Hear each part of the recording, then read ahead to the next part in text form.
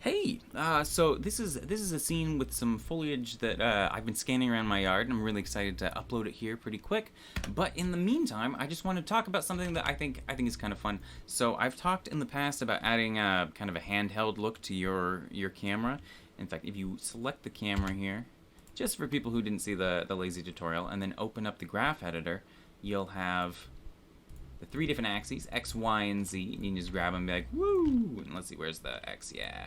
Um, and if you click this tiny arrow right here, and under the modifiers tab, you can add some just noise to it. And that's nice and natural. Scale it up, turn this, like way down.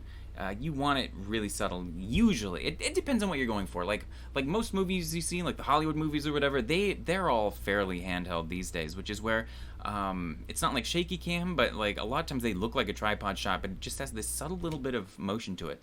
I'm gonna copy this and just apply it to another one and offset it, and even this might be a little bit too much, but you know, you can tweak it super easily to taste.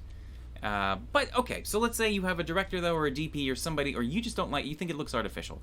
It's totally possible to just be able to have whoever normally runs the camera shoot like 30 seconds of random handheld footage in the style they like, and then to transfer that motion onto your digital shot using motion tracking. And if you're familiar with motion tracking, this is fairly obvious. But I just want to go through it really quick. So, visual effects, motion tracking. I'm gonna open up. Dun dun dun. The shot. It's called handheld, of course. Set scene frames. Cool. And I'm just gonna click on a couple of trackable points here. I think you only really need two actually. If you want location, rotation, that's all it needs. But I'm gonna do 3.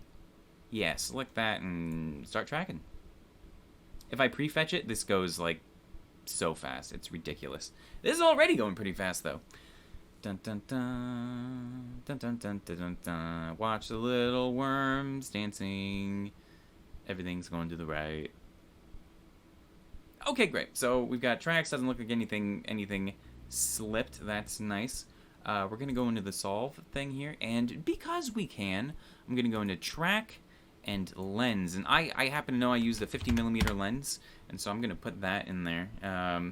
And we are gonna check tripod. That means it'll only be tracking the rotation and not trying to extract a full 3-dimensional camera move from this, which would be fairly tricky considering there's no camera move.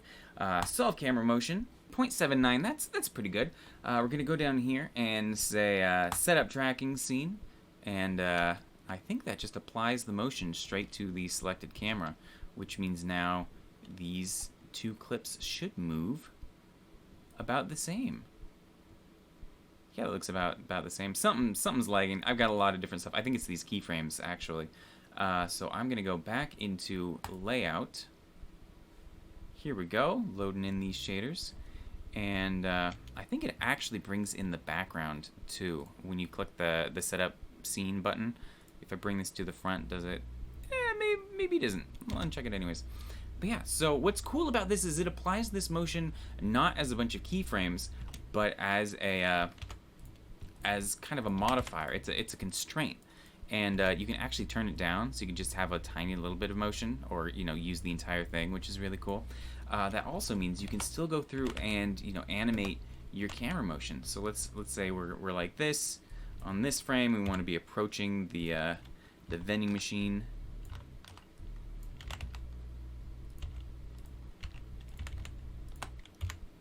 We can still do all of our usual keyframes. And, oh, here, let's right-click, depth of field. Let's focus on that. Yeah. Oh? Oh, I set distance. Okay. Oops. Depth of field, focus on object. We'll focus on that light.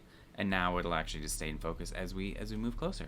And that's kind of fun. I think this is maybe a little bit intense, but now, yeah, all of this is, it's just a little bit more natural than the digital stuff. And it could make your DP happy, and it's a fun thing to be able to do. What I would love is to just create a library of, like, I'll call this camera 50mm unstabilized, because lens doesn't have any built-in stabilization, optic stabilization or anything. But you could get one that's like, Steadicam or 200 millimeter kind of shaky type stuff, and you can still change the focal length of this too if you want. You can make it like, if you go really wide, the camera shake doesn't matter as much, and if you go a lot longer, the shake is gonna do a lot more, just like in real life. But yeah, I've got a bunch of other stuff coming up soon over the next week, which I'm really excited about. I'm just troubleshooting a bunch of different things so I can make sure it all works first. And yeah, I just wanted to upload this real quick though. All right, you have a good one.